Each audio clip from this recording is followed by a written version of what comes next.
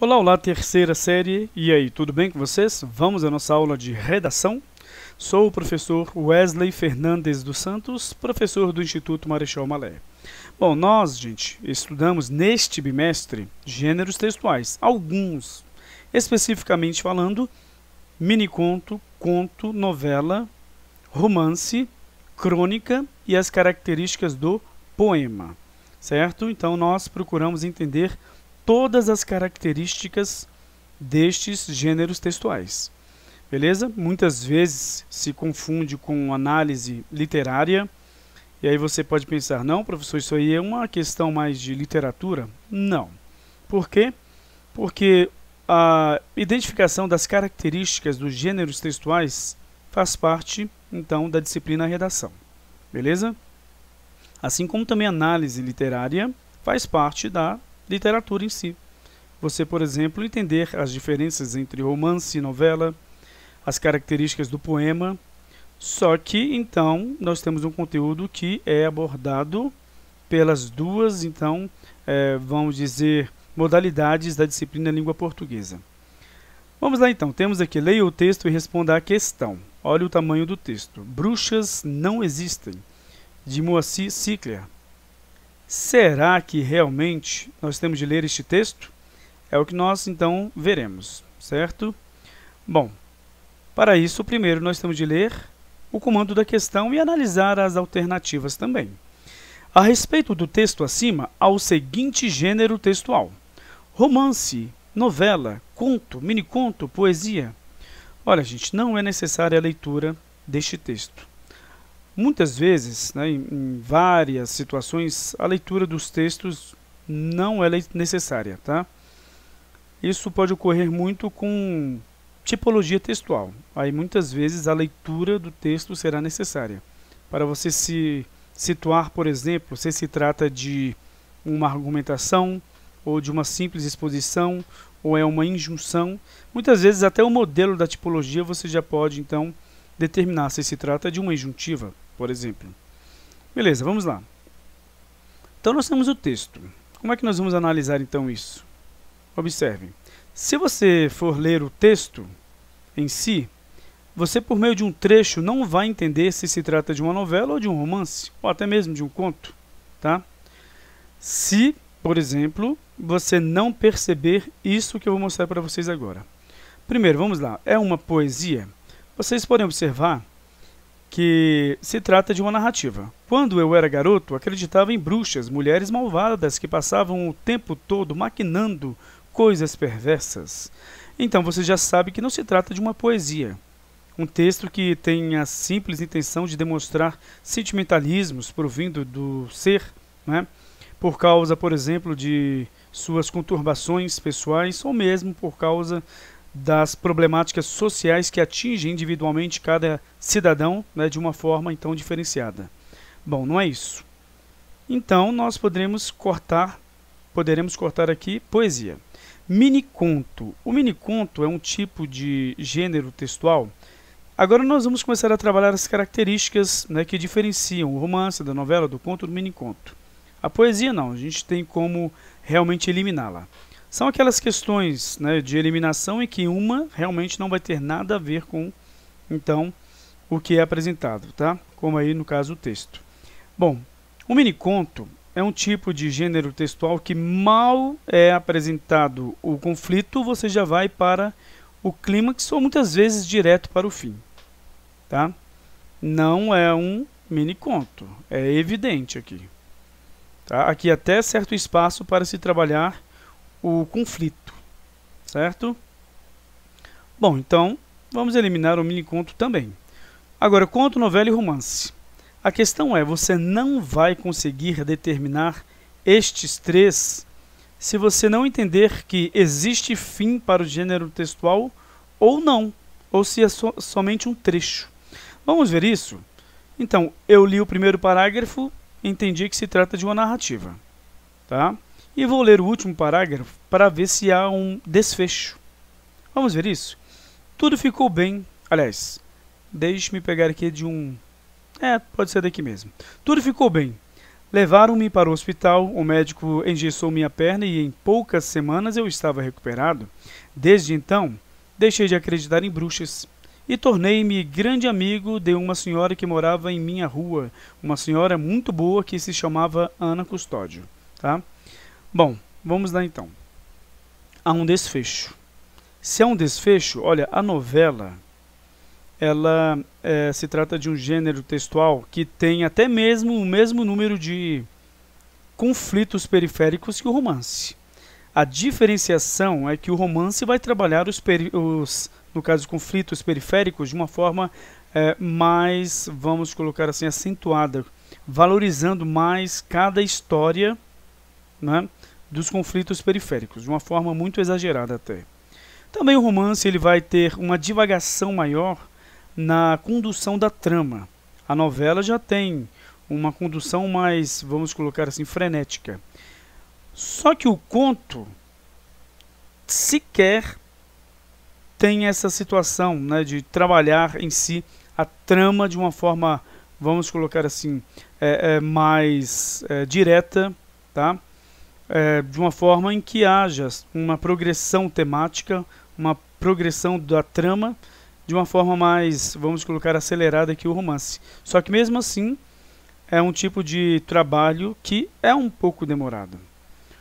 Quando nós temos então um gênero textual que começa, né, trabalhando então as situações, né, de apresentação do assunto em si para as pessoas e já vem com conflito, e você usa aqui 2, 3 parágrafos no máximo para terminar o conflito, ou seja, para dar fim ao conflito, logicamente não se trata de uma novela, pelas características. Uma novela, devido a essas características de ter muitos conflitos periféricos, ela atinge até 150 páginas, certo? Até 200, dependendo da situação. Agora o romance não, já se trata de um gênero textual bem, mas bem extenso. E não muitas vezes é associado com a palavra romance. É só uma designação para um gênero textual que tem uma longa extensão, né? E devido às suas, logicamente, características de trabalhar os conflitos periféricos, trabalhar de forma bem demorada a descrição das personagens, a descrição do local, entre outras situações. E, logicamente, também trabalhar com muitas divagações a trama, certo? Então, se trata de um conto, gente. Temos aqui o alienista. Olha, se você for ler o final aqui, você vai observar que a narrativa continua. É somente um trecho. Então você vai ficar na dúvida entre novela e romance. Qual é a situação, gente? A seguinte, não tem como você diferenciar pelas características lidas do trecho. Você não tem como diferenciar se se trata de romance ou de novela. Certo? Por quê? Pelo seguinte, o romance e a novela, eles vão apresentar um início, por exemplo, bem parecido. No início você tem a apresentação das personagens, do tempo, do local, da tal. Então, essa questão de ter uma trama mais acelerada ou não, que é a diferença entre o romance e a novela, né? A novela é mais acelerada, ou então trabalhar os conflitos periféricos com mais divagações, isso aí é o romance que trabalha, você não vai conseguir perceber por um trecho. Então, infelizmente, vai ocorrer o seguinte, se você não presta atenção às aulas de literatura, se você procura não se informar, né, você não se informa. Né? Se, por exemplo, o alienista, que tipo de produção literária é essa? De quem? De que autor? Machado de Assis. Do que ela fala? Tá? E a sua classificação, realmente você não vai conseguir responder a questão. Tá? Se trata aqui de uma novela, gente. E as características são aquelas que nós já então conversamos. Agora nós temos aqui Memórias Póstumas de Brás Cubas. A mesma situação da questão anterior. Você não tem aqui o desfecho do conflito, né? Ou seja, a resolução do conflito. Você tem então uma narrativa que pode ter supervalorização dos conflitos periféricos ou mesmo da trama, mas você não vai entender pelo trecho apresentado. A única forma de você entender é prestando atenção às aulas, sim, isso acontece, e entendendo que Memórias Póstumas de Brás Cubas se trata de um romance. E as características você pode trabalhar, por exemplo, quando estiver estudando em literatura, então as produções literárias em prosa, tá? E em verso. Beleza, agora temos aqui, novamente, leia o texto e responda a questão. Nós temos aqui, então, a respeito do texto acima, há o seguinte gênero textual. Bem pequeno, não é? Longe da praia, longe do centro da cidade, longe da câmara do fotógrafo, longe dos políticos, 1.500 mães choram seus filhos mortos. Há anos as vozes lhe acompanhavam, varavam a noite gritos de crianças, gemidos, choros. Pedia ao marido que se mudasse, queria fugir dos pesadelos. Ele não aceitava e a chamava de louca. Sofreu o abandono da filha, o descaso do marido e os gritos a atormentar-lhe nas madrugadas. Então nós temos aqui um gênero textual que mal começa apresentando o conflito, você já tem um clímax e o fim. E o clímax é basicamente uma frasezinha pequeniníssima. Então nós temos aqui o mini conto, gente. Porque é uma narrativa, não pode ser um poema, tá? Romance de forma nenhuma, né? Conto também não, certo? Então tudo bem que tem a mesma, vamos dizer, característica do conto, mas ele se classifica como mini conto porque sequer há uma valorização do conflito central, que na verdade só tem um conflito no conto, diferente do romance e da novela, tá? Bom, leia o texto e responda a questão. Será que é necessária a leitura? Vamos lá. A respeito do texto acima, há o seguinte gênero textual. Será que é um haikai, uma trova? Será que é um mini conto? Será que é um soneto, uma balada? Nós já estudamos todos estes, tá? Bom, gente, nós temos aqui um poema com uma estrofe de 4 versos, mais uma estrofe de 4 versos, uma estrofe de 3 versos e mais outra estrofe de 3 versos, totalizando 14, distribuídas entre 4, 4, 3, 3. E, logicamente, se vocês forem ler, vocês vão observar que existe o uso demasiado de sentimentalismo. Trata-se do soneto. Beleza? Esta é a estrutura dele. Leia o texto e responda a questão. Temos aqui, voam andorinhas na moldura da janela, uma tarde azul. A respeito do texto acima, há o seguinte gênero textual. Bom, gente, temos um haikai. Por quê? Primeiro, há um verso com 5 sílabas poéticas. O segundo verso, são 3 versos, tá? O segundo verso com 7 sílabas poéticas e o quarto verso com, então, 5 sílabas poéticas novamente. Trata-se de um assunto ligado à natureza, tá? Mesmo que se trate de alguma situação na cidade, mas é voltada a trabalhar, por exemplo, a fauna, a flora e assim por diante. E tem uma quebra de expectativa, ou seja, alguma situação fica no ar do segundo verso para o terceiro. Voam andorinhas na moldura da janela, uma tarde azul. Observaram? Então, beleza, temos aqui agora, leia o poema e responda as questões. Os Lusíadas. Vamos lá então, temos aqui a presença de poesia no poema, poesia, o sentimentalismo, certo? Trabalhar então os sentimentos das pessoas, as suas conturbações e assim por diante. Os Lusíadas, no caso, será que há poesia no poema Os Lusíadas? Justifique a sua resposta. Sim, porque há a presença de sentimentos externados pela voz do poema, quando ela diz nos versos: cantando espalharei por toda parte, se há tanto me ajudar o engenho e a arte. Então, também, outra no caso, a resposta, ou seja, a continuação da resposta. A poesia deste poema fala sobre os grandes feitos do povo lusitano e exalta a sua coragem. É uma epopeia, tá, gente? Trabalha feitos heróicos, né, de um povo, muitas vezes podendo ser representado, né, ou representados, esses feitos heróicos, por uma personagem, tá? Como nos versos: que eu canto o peito ilustre lusitano, a quem Netuno e Marte obedeceram. Cesse tudo que a musa antiga canta, que outro valor mais alto se alevanta. Beleza, então. Agora vamos lá, questão 3. Olha, desculpe, 8, não é? Quanto aos tipos de versos, conte quantas sílabas métricas há nos versos do poema Os Lusíadas. E nomeie-os.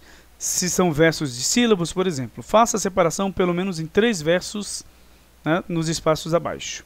Então, havia os espaços aqui, logicamente, então eu já fiz a divisão, né? Nós temos aqui uma, 2, 3, 4, 5, 6, 7, 8, 9, 10. 10 sílabas poéticas. Nós temos então, cuidado, né, a junção de algumas sílabas, porque no caso, contagem de sílabas poéticas não é a mesma contagem de sílabas gramaticais.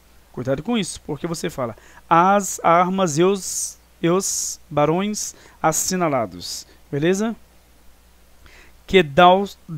Aqui você fala junto, Quedal Ocidental, Praia Lusitana. 1, 2, 3, 4, 5, 6, 7, 8, 9, 10 novamente. 1, 2, 3, 4, 5, 6, 7, 8, 9, 10 novamente. As últimas não contam porque você só conta até a última sílaba tônica na contagem das sílabas métricas dos poemas. Beleza? Então, o que temos aqui? Um decassílabo heróico. Ué, mas o que é decassílabo heróico? Aquele que tem acentuação na sexta e na 10ª sílabas. Tá bom? O sáfico já tem uma acentuação na 4ª, na 8ª e na 10ª sílabas, tá bom? E o imperfeito tem uma, no caso, acentuação na 4ª, na 8ª e uma subtônica na 10ª, se não me engano. Ah, não sei, professor, o que você faz? Vai, então, ao conteúdo e observa se você está certo, tá? Vamos ver, quem sabe eu tenho errado, não é? Bom, vamos lá. Tá aqui, decassílabos. O sáfico, 4ª, 8ª e 10ª, acertei. O heróico, 6ª e 10ª, acertei. Vamos ver o último aqui. Acentuação na 4ª e 10ª sílabas, com acento secundário na 8ª. Errei. Por que eu errei? Porque eu falei que no caso, sílaba, né, a subtônica seria na 10ª, mas é na 8ª. Observaram como é que se faz? Logicamente que a gente esquece. Então, você relembra e agora eu não erro mais. Certinho? É esta a situação que vocês devem fazer. Beleza. Continuando aqui. 9.1. Observe as terminações dos versos do poema Os Lusíadas e aponte o tipo de rima quanto à combinação. Olha só, nós temos aqui terminou em ados. Chame de A. Outro em Ana. B. Voltou para ados. A. Voltou para Ana. B de novo. Agora, voltou para ados. A de novo. E voltou para Ana. B de novo. Agora, nós temos o ram. Vai chamar de C, porque mudou totalmente. E ram de novo vai repetir a C. Não, aliás, AB, AB, AB. Então, nós temos 6 versos com as duplas alternadas. E o último com elas emparelhadas. Certinho? Então, está aqui.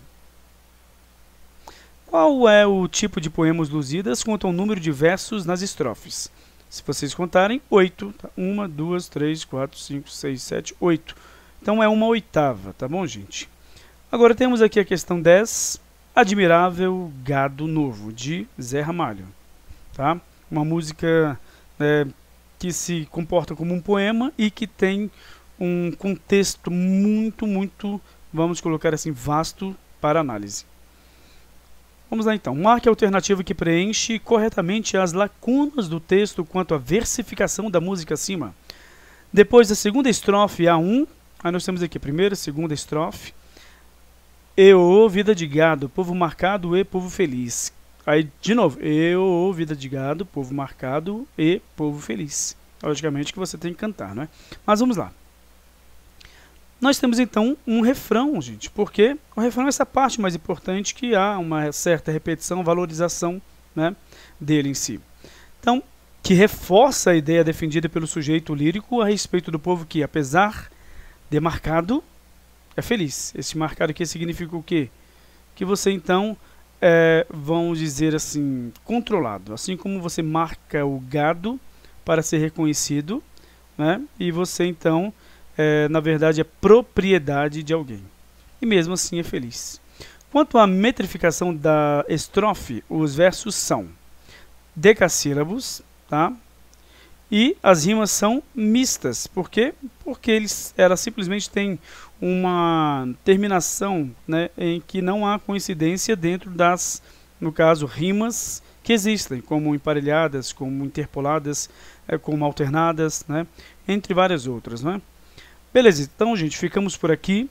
Espero que vocês estudem bastante, que tenham sucesso na prova, certo? E espero que esta revisão sirva, então, para que vocês consigam este sucesso. Então, até a próxima aula, né? Na verdade, até a prova. E tchau, tchau.